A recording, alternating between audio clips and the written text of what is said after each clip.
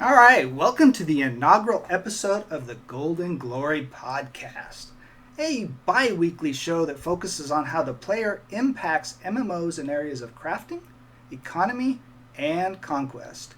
We're all about discussing ideas, asking hard hitting questions, and highlighting interesting aspects in MMOs. Our focus for the foreseeable future is the upcoming MMO from Artcraft Entertainment, Crowfall. This is episode 1. We are broadcasting live on Tuesday, January 27th, 2015. Golden Glory brings back together a team of people that have worked together on past projects that have unique and overlapping skills and interests. You may recognize some or all of them, especially if you are or were a WildStar fan. Without further ado, let me introduce the G&G team and have them tell us a little bit about themselves. First, we have Onrez. Watch your gold, because he'll figure out the best way to take it. Hi, everyone. I'm James, also known as Onrez. And ever since I found myself more interested in getting the coins in Mario Brothers than actually completing the levels, I've always kind of gravitated toward the wealth acquisition side of all the games I play. And as I played and got more addicted to MMOs, the desire to be wealthy enough to challenge the developers' designs of their game and push around the auction house and hell, maybe even bankrupt some NPCs, it's always just been my focus. Whether it's sinks and faucets, exploits, but only in a research point of view, of course. And any other metagame mechanics that really help segment econ players, just like the PV ladders separates PvP players, have always just been what I look for and what I'm excited to talk about. But next we have Lethality, the trade master, the crafting guru, and sandbox virtual world enthusiast. Wow. I don't know if I can live up to that. Thanks, Onrez. Yeah, I'm Lethality, otherwise known as Bill, and some of you may know me from Ask a Jedi or maybe over at ZAM. But I'm a big proponent of virtual worlds, and I really believe that sandbox systems really can contribute more to or as much as any sort of handcrafted story-driven content. I think they can go hand in hand, but really the gameplay, I really think that sandbox systems are the way to go.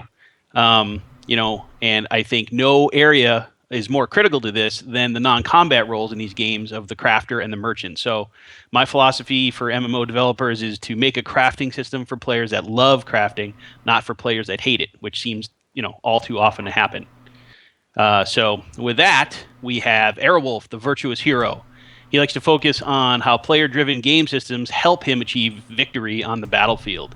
All right. Hey, everybody. My name is Mike, also known as Airwolf. And he's right. I do like to see how the different systems play together. For example, if I look at crafting per se, I want to know how crafting is going to affect me on the battlefield. Is it going to help me win? I want to look for those chances to be heroic on the battlefield. I want to go out there and win for my team, my guild, and so I will be as into crafting and economy as I need to be in order to win. So for me, I like to look at how all these systems work together and how they balance. And of course, in this game, it definitely looks like that's what they're trying to do. Those of you that know me may know me from some of the Guild Wars 2 content I created back in the day. You also might know me from WildStar. I was the owner and administrator for WildStarFans.net, and I also hosted the Planet Nexus cast. I also, from time to time, write for MMORPG.com as well. And last but not least, we have Sarkan, the completionist. He's guiding the world on how to collect, achieve, and complete it all. Gotta do it all. Hey all, I'm Franklin, aka Chief Sarkan. I am the completionist when playing games. I'm the guy that spends his time making sure I've collected every recipe, pet, mount, completed every achievement that I can. This requires a deep knowledge of how it all connects together, and I will spend an inordinate amount of time collecting this knowledge by doing stuff like crafting every variant of a recipe just to make sure I understand how the system works. Vanguard Saga Heroes was a prime example of this. This obsessive gathering of knowledge requires a lot of data, and some of you may know me for my spreadsheets in Eve and Rift, my guide writing for the Secret World and WildStar, and articles and reviews here on mmorpg.com and wildstarfans.net, where I share that data. Happy to be part of the GG team. Let's get on with the show. So, the bottom line is, why did Golden Glory say Crowfall? Well, J. Todd Coleman, Crowfall's creative director, stated, "The heart of the Crowfall design lies in the marriage of two gaming systems, a system for strategic territorial conquest and a system for player-driven crafting and economics. Like a proverbial yin and yang, these two systems have very different and often competing design goals, but each really shines only in the presence of the other." Well, this statement really reflects the focus of the Golden Glory podcast and captured our attention. So let's discuss it. What made us individually excited is really what I want to know. So let's start with Airwolf.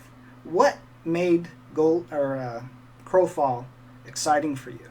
Yeah, so it's very interesting because I remember when, and those of you in chat as well, live here, you probably remember when you first saw the Play to Crush page go up, right? And I kind of casually watched the bold proclamations that were made on this page about how, you know, they wanted to make something different. And so I was kind of casually watching. But then when what really kind of grabbed my attention is when I found out who was really involved with the game. And really my initial interest began with that because I know some of the projects that, for example, Raph Koster had worked on. And so to me, when I started reading about how much player impact there was in the game, how players decide what's happening in the game world. Now, I mean, I love theme park games, right? I love theme park MMOs, nothing wrong with that. But what happens is this cycle where you're kind of sitting around waiting for devs to bring out the next patch so you have more stuff to do. Where in Crowfall, the emphasis really seems to be on what the players are doing in both crafting and economy, and then also out on the battlefield with the territorial conquest. All of a sudden, like everything that I do in game really kind of matters. And to me, I think that's something that's been missing in a lot of games is the idea that as a player, there are things I can do that'll make a difference to those other players. So that's really kind of what initially got my attention on Crowfall. Yeah, I think that's. I think you hit on a lot of the points for me as well. When that Play to Crush first went up, you know, in the way that it was presented in almost a manifesto of sorts, you know, I think it spoke to a lot of players, and I'd be curious to know maybe where does that skew in the age bracket, but I know that a lot of those things were missing from recent games. I think the pendulum for a long time had swung to. The theme park, the sort of accessibility type of game, and I think there's a trend back the other way. So when I heard who was involved, Gordon Walton, along with J. Todd Coleman there, Gordon was key back in the day in his roles for Ultima Online and on Star Wars Galaxies and then on Star Wars: The Old Republic even, which is a different discussion, but. And then hearing that Raph Koster was also involved, collaborating on designs for not just crafting and economy, but some other game systems, I just knew that, I think way more than nostalgia. I think that those guys revisiting some really good ideas from systems in the past, using sort of everything we've learned in the last 10 years, I think probably could make for something really special. So that's when I really tuned in and I'm super excited to see what happens with it. Yeah, I think what really grabbed it for me, just like you said, the emphasis on crafting that matters, you affect the battle sphere, the hooks and things have been missing for a long time. And when they talked about the advantage and disadvantage system layered on top of that player-driven economy with actual item loss, I was like, oh my God, this is just such a huge potential. Because how long have we been seeing games that crafting is just a sideline it really doesn't matter to the overall systems, Mm-hmm. and nobody ever loses any items. So it doesn't matter how good you are at making something. Once they've got it, they've got it. Whether it's from a drop, it's from, it's made, it's from a quest. If it's the best there is, it's just kind of done. And to me that was like, oh wow, they're saying we're gonna matter, we're gonna have a word, we're gonna have an effect, and the ability to work hard, set a name for yourself as either a crafter or a player, because you're affecting the whole world, not just one piece of it. That really just screamed to me that says, I got to dig into this deeper. And let's be honest, I was the last of this group to really go to drink the Kool-Aid and go all in. Not because I didn't read and I wasn't interested. Maybe I'm the more emotional of the four. Maybe I wear my crafting heart on my sleeve, and I feel like I'd been burned so far so recently. But to hear the rest of you guys ongoing be so interested, engaged in it, to be honest, I had to do a second and third look. My first look was interesting, and I put it on the side, like, well, it could be. I hear a lot of could be's. But to be honest, to see people that I respect their choices and their interests taking another look and a third look at it finally brought me back to the table. And then the article, just kind of pushed me over the edge about crafting, and we'll get into it right now. But when I read it, it made me feel both nostalgic and excited. I think the phrase is extalgic. I just made that up, trademark. It had me feeling that it finally mattered that I cared and I could spend effort. And if I wanted to blow 6 or 8 hours on just getting good at crafting, it meant something other than just emptying my bags like in a lot of other games. And when I read the article with Blixdev, I honestly felt that he'd been reading my Twitter DMs for the last couple of years. So the quote, crafters need to be able to craft unique items, explore new recipes, profit from the results of this exploration, and create customized items for all styles of play. If they can pull that off, they will have an active player in me for a really long time. And as a personal shout out to Blixdev, stay out of my personal Twitter account, you hacker. Because I swear to God, that is what I've been saying to myself and anyone who won't block me because of my rants for the last couple of years. Look at it this way. You've been writing a design document 140 characters at a time. So. That's right. I noticed in chat a couple other folks have mentioned things that caught their eye. I noticed one looked like Nicholas Lionwriter says, I like the Game of Thrones fantasy theme as sort of a basis of an MMO. Now, I have a confession to make. I haven't really watched that show much. Any of you guys watch Game of Thrones at all? I do not, I must admit. I may have to do some research. It is on Netflix, right? The books are awesome, though. I mean, if you travel a lot, just grab the books and grind them through. I'm one of the old ones. I still enjoy the books better than the live show, but that's me. Yeah, and then there was another one here too. The political structure. Political structure, yes. Yeah.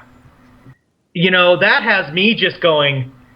Could I be a crafter in town and affect not only the economy, but affect the political direction on where the server's moving on? Where are we going to conquer? Whatever. Because this is in my mind going, so if I just pay off Sarkhan and I pay off lethality, a couple of this, that, and the other, they'll go conquer XYZ, which happens to have a 10 mine that I need. I'm just like, oh my God, the options here are out of control.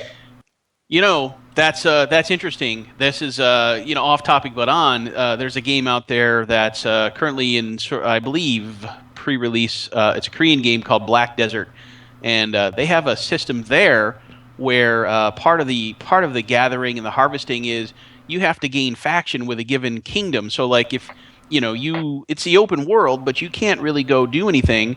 You can't mine ore until you you sort of come to an agreement with that kingdom about being able to. Then you're free in that part of the world to do that. And I almost wonder, it'll be interesting. We know now that it's Crowfall's a territorial type of game. Will there be multiple layers of sort of that thing going on between players? Alliances for resources versus territory. I think it's going to make it's. I mean, the two. If you had to look at both ends of the spectrum, the sort of the PvP nature of the game and then the economic nature of the game, couldn't be further apart maybe from gameplay styles, but they couldn't go better hand in hand. I don't think it's going to be really neat to watch. Yeah, I think that the whole territorial thing and the way they described multiple worlds that aren't the same but interrelate, I can see the strong potential with, their description of recipes and how some materials can be used on all of them. Well, what if you're in a territory that doesn't have that resource? You have to establish some kind of trade with another area that does for something that you have that they don't. I mean, the gameplay potentials both from the PvP, the PvE, and the crafting are just exponentially huge depending on how interdependent or how you want to lock somebody down to not get access to those so you control some kind of market is off the charts. It's going to be interesting to see how they do it. We're just speculating at the moment based on what we've seen, but that potential to be important in what you craft, but be controlled and affected by the territories that you also have to control is just huge.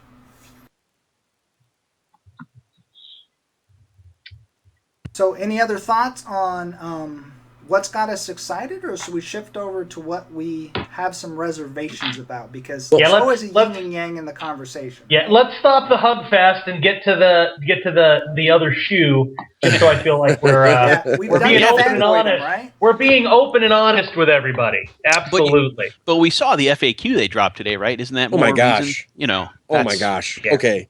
So yeah, I had to time my work break today specifically to go and oogle over this information drop today. I admit I actually had a video queued up last night. I was going to make it. It was called 20 Questions, and it was 20 specific questions about this game, and half of them were pretty big questions because I didn't know if it was a 3D or isometric. There's like even basic stuff like that. There's so many things I didn't know, and so many things were answered in that FAQ. It's an entirely another podcast to go through them all. But just a comment, I was already somewhat cautiously optimistic about the game, but reading that FAQ today really did push things ahead. The playable centaur, how cool is that? Their first screenshot of the in-game environment. So yeah, absolutely. So I will say I would add that as another reason to get excited about the game for sure. Totally.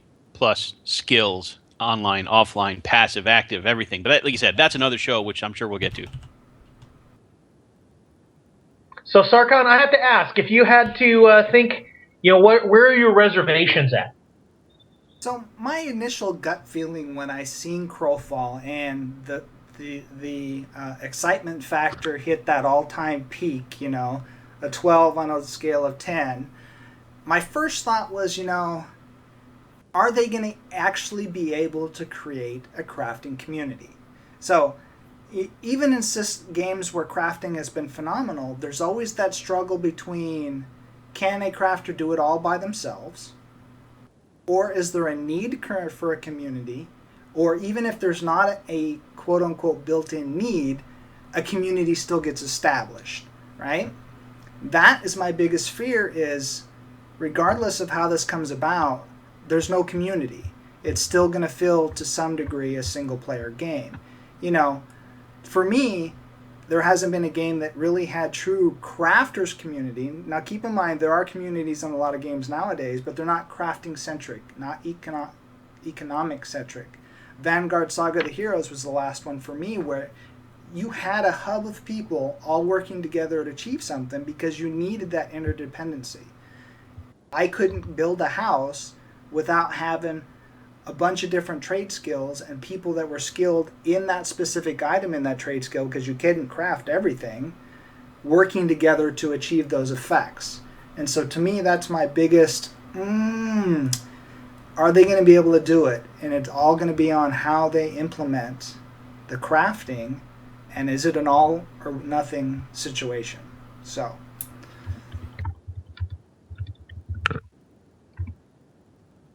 What about you, Mike?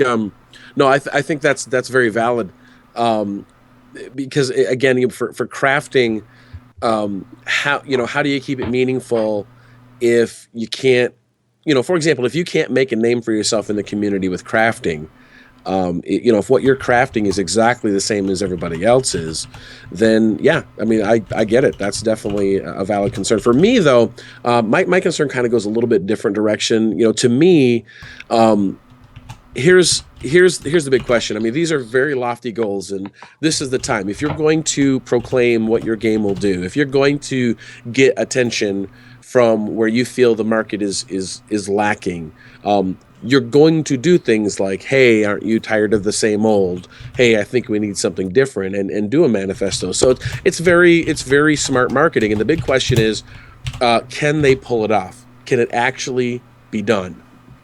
Player-driven systems are insanely hard to manage. I mean, because, for every honest Joe and Susie out there that plays the game, there's going to be 5 other players that'll look for loopholes and exploit the daylights out of them.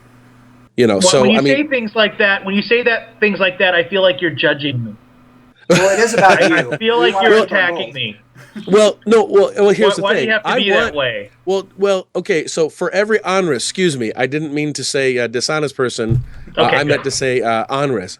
What I want is for noble cause, though. For noble cause. But no, what I want is a system where Onres can be Onres and Joe and Susie can be Joe and Susie, and they can coexist. I want Onres to be able to go and take advantage of every trade deal he can. I want him to exploit the market. I want him to get as rich as he can possibly be, so he's Scrooge McDuck swimming in his money bin. And at the same time, I want Joe and Susie, if they just want to go and make swords, I want them to be able to do that too. So, for me, is finding a way to balance those aspects where the evil player can be evil and the good player can be good, and one is not griefing the other to the point where they can't play the game. That, to me, is the winning formula, and time will tell if Crowfall can actually pull that off. Yeah, I see. I think the difference there is the on-res exploits typically are just market trend manipulation, where most people associate loopholes and exploits of actually broken mechanics of the game. And I think that's the key for me in your reservation there, is making sure they don't have one, but you still have the opportunity for the on-res one. Well, even if the loophole is you can't get out of the city without a 12-year-old killing you and taking everything you own. Well, exactly. So I mean, basically, what you want is you want that person that has bloodlust to be able to go and enjoy that. I want to go out and cause trouble. I mean, my nickname back in my early WoW days was the Gankadin, because I just had pure joy in going out and killing people. Now, imagine if I could go do that and profit. You better believe I'm going to want to do that, but I certainly don't want to take that honest player that just wants to go in the game and they want to craft and they want to trade. I don't want that person to not be able to play. I'm not saying that they should be able to just become filthy rich without risk. But what I'm saying is, I just hope the system isn't built where it's just too easy to grief people. I hope there's a way that it's balanced, if that makes sense. Yeah. I perfectly get you. Yeah, that's a tough one. It really is, because, not that it has to be of a hardcore nature, but, one of the things that I think a system like that, and I'll get to my my reservation in a minute, but the idea that, all right, you would hope that if that crafter needs to go out and get something or be out in the open world, and it's super dangerous, then that would mean that maybe it'll sort of foster the idea that, well, maybe I should go out with 2 or 3 people, and it builds from there. And I think because of the systems that are in the game that are more sort of sandbox driven, between the economy and all those things, I think that is going to have a better chance of fostering that social gameplay than than some of the some of the games that have recently sort of tried and failed. I think it's just proven time and time again you can't force a social structure or social interaction, but I think having a natural reason to do it, it's kind of like playing tennis and not realizing you're actually exercising at the same time. It's like, yeah, hey, this is good. I'm going to do this. Not realizing that, wow, I'm playing an MMO. I'm going to bring some real players along, and and not looking at it as something that's hindering you, but something that's helping you and is actually fun. But anyway, Well, I think to add to that point, sorry to cut you off, yeah, but I think that the key difference there is for the gankers, there has to be a reason more than collecting bounties or just providing kills to make PvP interesting.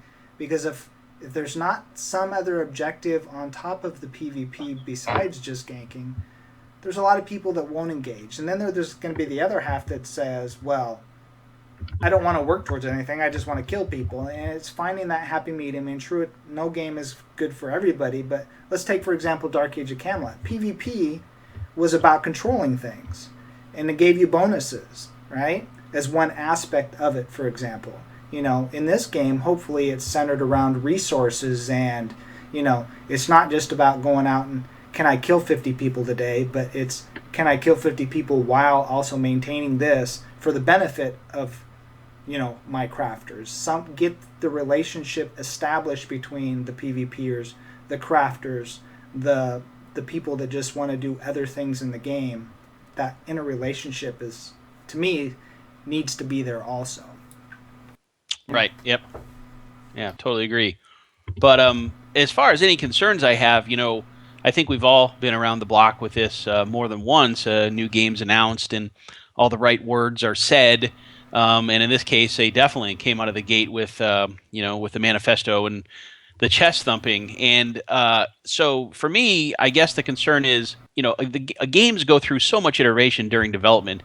There are systems they have now on paper that are still untested. And through no intention to change some of the plans, they may have to change some of their plans as they get further down the line. And of course, the early followers, us, the fanboys, whoever, will look at that as, oh, they're caving to something, whether that's, that's the, the masses or whatever we perceive it to be. It's going to be for pure, reasons, gameplay reasons that they've discovered. So, coming out and, unless they're a lot further along in development than we know, and I don't think we know anything about that, I think that's the biggest thing is, can they stick to the vision, and is the vision really strong enough to support all the stuff? The systems, I have no doubt, are going to be, really strong with everybody that's involved in designing them. But, that dynamic that ultimately plays out that, and again, every game in the last few years, it isn't really till 4 to 6 months in you start to see how the long game really starts to play out, and whether that's whether that's content related, whether you just see sort of the play pattern you're going to have to engage in order to to stay engaged with the game. That it is until then that you start to notice that. So hopefully they've got the right approach, and all their plans kind of work together. And again, back to my original thing, I think that letting players be the content, and that's exactly what it is with PvP and economics. I think that that is the strongest potential for this game to overcome some of the failures that we've seen over the last decade, or whatever you want to say. It's so here's hoping. Yeah, I think, like you said, the bravado coming out the gate like this has good connotations and potentially bad when you start getting into the potential of scope creep. What they planned is just bigger than what they end up actually being able to chew off, or they're doing really well, so they decide to add more into it, which they didn't originally plan. So now you got all these systems that are bumping heads against each other because they weren't planned for. So I hope, like you said, they really can stick to the original plan, make it successful, and then go from there. Exactly. Yeah, I think you guys have all kind of summed up bits and pieces of my concerns kind of quite nicely, but I'll add that I'm just worried that that big tent syndrome will creep in. And what I mean about that is a comment that almost all of you guys have already said is that mechanics or metagame. And for me, metagame is the economy. It's the crafting. When I look at the screenshot that said about character creation and it said hunger resistance, and I'm like, oh my god, that means cooking could be relevant. I think of all these things that I want to do besides go out and just stab, Lord Hammer in the back and rummage through his pockets. The metagames need to have consequences for the choices you make. And just like you don't want to necessarily give your two-handed sword fighter the ability to throw a fireball because it doesn't make sense because he's a fighter and not a mage, I don't want to see the in-game mechanics be, okay, here's everything you can to be really spend some quality time crafting. Or, if you're not excited about crafting, you could do it this way for the non-crafters, and somehow that waters down and impacts, why I was excited about the game. And so that type of creep to, into the metagames, I think it slowly erodes what could be a strong foundation of a type of player base that they've been talking to and at for a while that, to be honest, I don't think have been focused on. And so I do worry a bit that will they spend as much time balancing the profit and loss of the crafting provisions as much as they spend balance on the DPS of each class. Yeah. I worry, but I'm always hopeful. Yeah, I think one of the positives there is we've seen crafting come out as a primary announcement within the first couple weeks of when we knew about the game. I mean, think back to some other recent games, WildStar, Star Wars: The Old Republic. I mean, I don't think crafting ever really came out as a pre-release feature that they talked. I mean, they talked about it, but how long were we waiting for a crafting reveal or dev speak on WildStar? That's not to criticize WildStar. It's just we were focused on that, but that just tells you that crafting is a big deal in Crowfall, and I can't believe that they would come out of the gate like this and do anything less than make it a full-on role that you can play and never see combat, if that's what you want to do. So that does take some, that takes a lot of work, but they would have to address it with this. It's got to be a first-class citizen, just like combat. Yeah.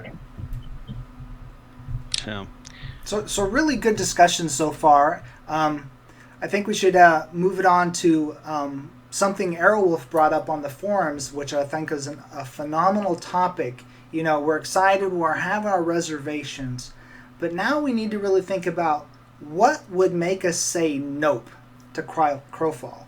There was a long thread discussion about this, but what do you guys think would make you say, nah, I'm done? And since it was your thread, Airwolf, why don't you start it off? Me, at this point, I play a lot of different games. It takes a lot for me to go, no, I'm not touching that game. Okay, so for me, here's what it is. You have a game where the players are supposed to make the impact. Player crafting, player-driven economy, player-driven conquest, player, PvP, all that fun stuff. When you monetize a game, monetizing in such a way that takes away the player's ability to impact things.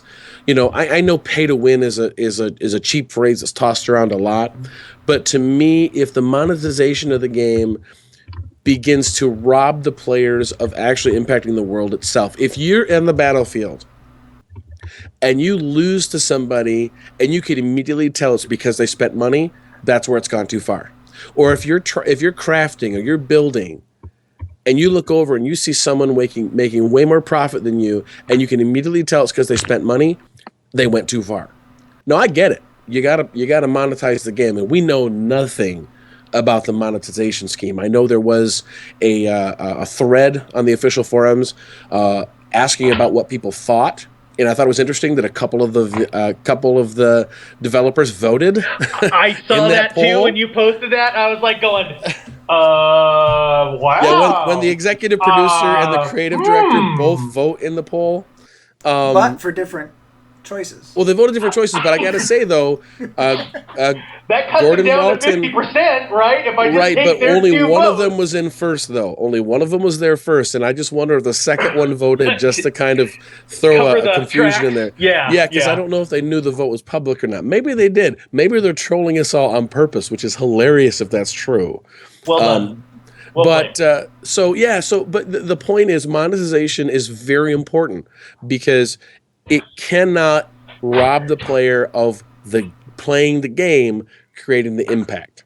So that is my if I perceive now I'm not one of these like internet ragers where as soon as I see something I immediately go, nope, that sucks. I'll look into it, I'll do my homework.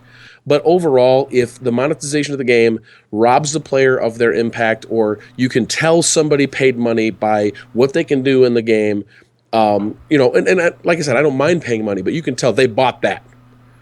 I've got a problem with that monetization. That's probably what would make me say nope. Yeah, This game's not I for me. think what to add to your point there, pay to win to me is typically they aim it towards convenience, time, convenience. They're targeting the people that have little time but a lot of money, and expect them to pay for the game for everybody else that has lots of time but no money. And it's that razor's edge of how do you get both kinds of players in the game, and I think monetization fails because they actually do try and get both. When you keep it at just cosmetics or just fluff, people will still spend the money, but like you said, they're not on the battlefield or they're not at a crafting table going, well, he just circumvented the process by just spending 10 or 20 bucks. Why does that make me no longer feel accomplished? To me, Right. That's more important than the fact that he bought it. I don't care if he spent money, but if it takes away my sense of accomplishment, Right. then I feel cheapened. Well, if anything, MMOs have taught anybody is that if you give people something to spend money on, they'll spend it. Exactly. And they'll spend a lot of it. Yeah, exactly. Those people aren't doing us any favors by that. Yeah, every time we come around to a system, oh, well, that's borderline ridiculous, and then people lap it up. So it's it's kind of a problem that's feeding itself. And but I agree with you. That would be a big thing for me too. But the problem is, and we should probably do a show on this, is what does it really mean, and how does it affect the game economy? Which from our perspective would also be pay to win, right? So. That's a big discussion all its own. All right, well, what about you, Lethati? What's your big nope? Well, I think I might have touched on it earlier, but I think it can't, crafting and that kind of gameplay has to be a first class citizen right next to combat. They have to go hand in hand, and I believe they will. And this is just my worst case scenario. But because they've come out with what they've said so far. But if it's not a situation where I can be a dedicated crafter and there's deep gameplay for me, whether that's through the actual act of crafting or gathering or researching or something that makes it interesting for me to feel like I'm not missing out on anything, by not spending my nights in the battlefield while I'm working on better recipes for the fighters that are going to come back and hopefully buy the items from me. That really has to be thought through, and I truly believe they will. But if they don't, then it just kind of becomes it's a PvP game, and it actually sounds really awesome. Especially based on what we learned just today. But that's probably not my kind of game. I play, with my abundant time, I try to play some other games that I wouldn't normally play for gameplay, but like just yesterday, the winter alpha, or whatever they're calling it, for Albion Online came online. That's a game that doesn't necessarily appeal to my Twitch or my combat senses, but it has an awesome crafting and player driven world to it. So that's a game where I'm just into the systems, and if Crowfall falls short of providing that same experience where I can dive into the systems as a crafter, then I'm probably depending on how the gameplay turns out, I probably wouldn't be interested in, because I've got enough enough other games that are starting to scratch that virtual economy crafting kind of itch. So, but yeah, Mr. Onres, what are you thinking? Again, I being last and listening to your guys' points, I feel like you sum up a lot of my concerns. The one thing is that as much as I love anything virtual economy and crafting, but like you said, there are plenty of games out there that have bits and pieces of that. I need to have some sort of, I know this seems odd, but I need to have some lore and immersion to explain why I make the choices I make in a game. I need feedback from the game and from other players, the game to let me know that I did something great or I failed miserably. And the players, I need to be able to look at whether things sell or not. I need access maybe to some mods or maybe some tablet or iPhone stuff, because if I'm all in, I'm all in. And so the problem is I really just need to be, for me to go nope is for me to launch this and say that this is a game that I'll play when I have time versus a game that I'm fully enthralled with. And even me, I do like combat. I mean, I do like to do some questing. I do like to do some exploring. And for me to say the opposite of nope, which is yep, I need it to tick a lot more boxes just than the economy. And I think as we see more about the skills, passive, and learn, and the fact that we're not going to have levels, but we're going to actually earn and experience our and work our characters up, as that unfolds, I'm hopeful. But I do worry that those are tough mechanics to balance. And if they don't feel right, I may have to put the brakes on it until maybe until it balances out.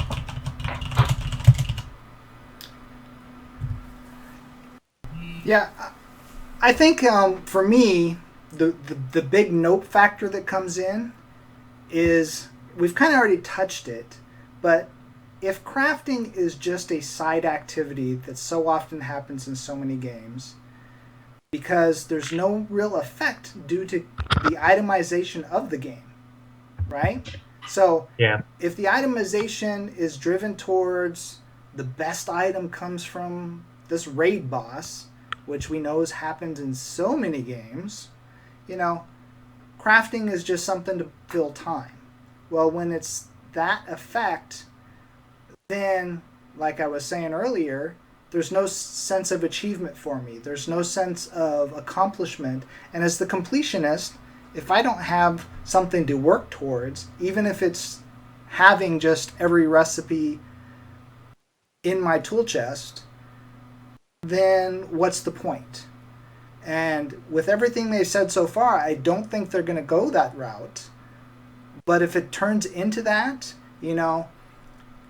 the whole, you get one item, you got it forever, you never have to replace it because it won't break, it's the best in slot until they come out with a new patch, and now there's this new item you got to work towards. I'm not a gear grind person, and if this game turns into that, I'm done. I would agree with that. I would say at this point in my MMO journey, I'm ready to do something very different, because it used to be all about getting that one epic weapon, and then you're right, and then what happens 2 months later, 3 months later, 5 months later? Then the next content patch comes out. Then what is everything you've done worth? Nothing. So I'm with you on that. I think that I'm definitely ready for something different than that, for sure.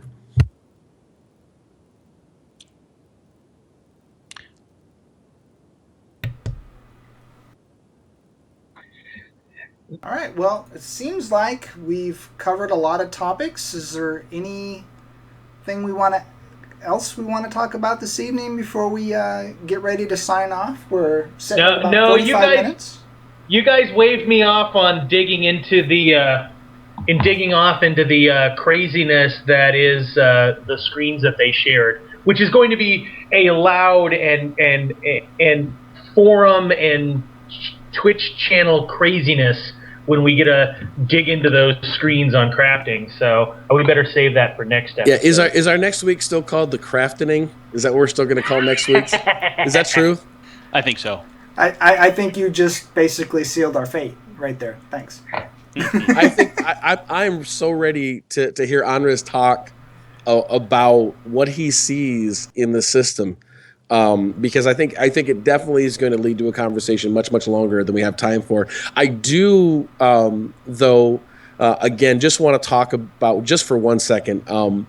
I mean, for me, I saw someone in chat earlier talk about they wanted a lion mount, and all I could think about was I'd love to see the centaur try to ride a lion mount. Like, what are you doing? I can't unsee that. I can't unsee that. So, I mean, the fact that you've got a four-legged creature, you know, how does a mount work with that?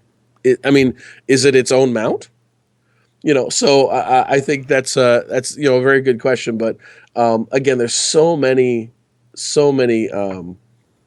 questions that we still have, and it's by intention.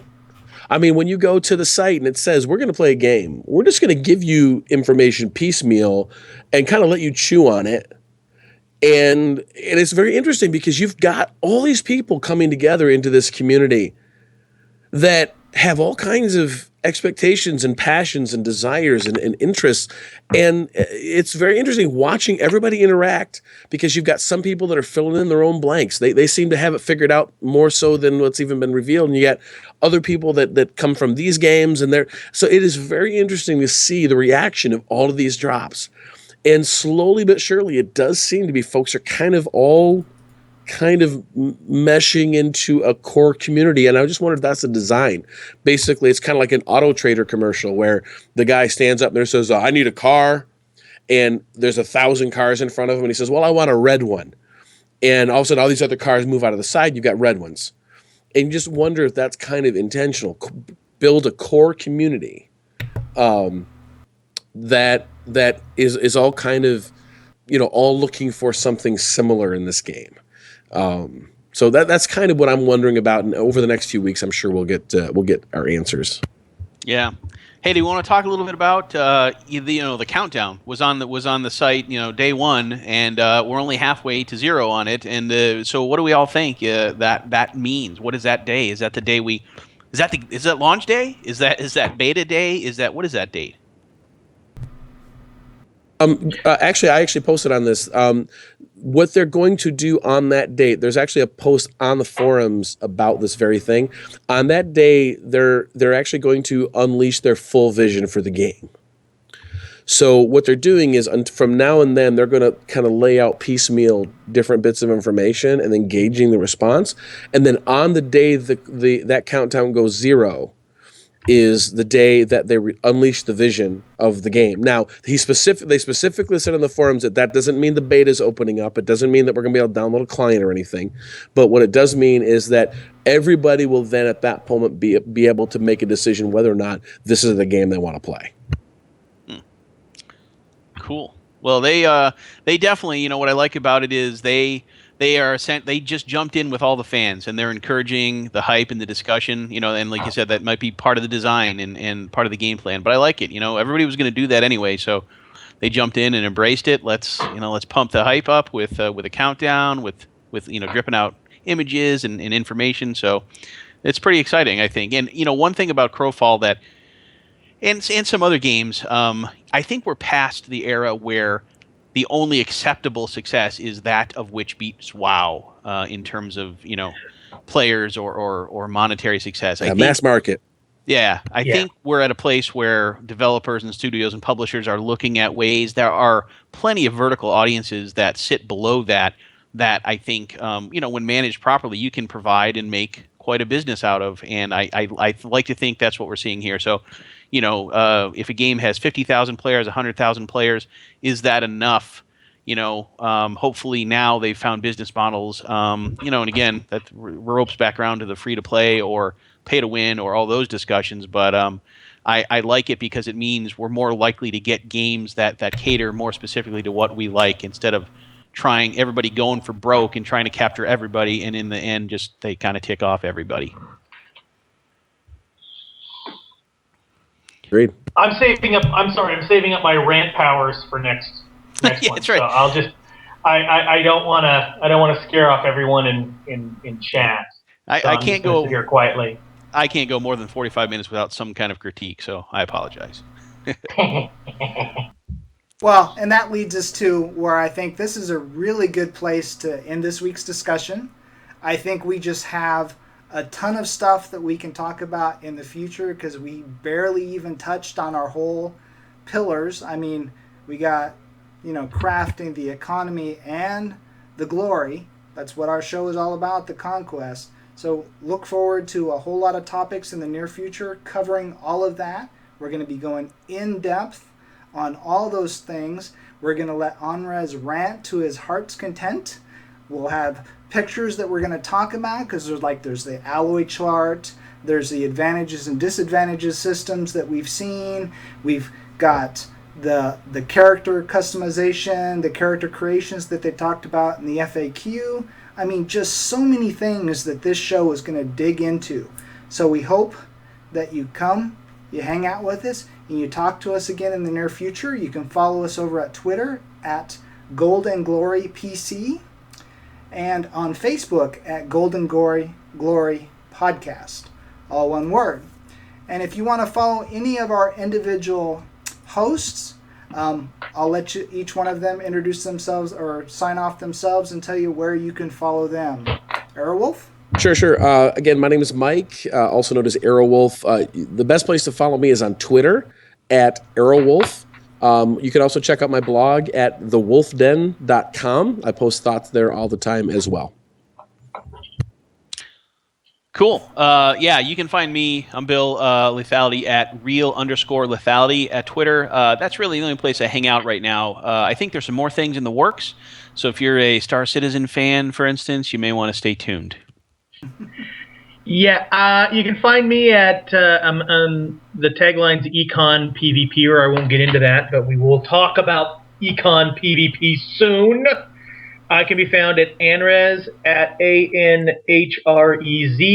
On Twitter, it's probably the best place to find me. I'm going to start, instead of lurking all the forums, I'll start posting. I've been reading all of your guys' stuff on the forums, and it's been a great read. It's time to come out of the shadows and start spamming you all on the forums.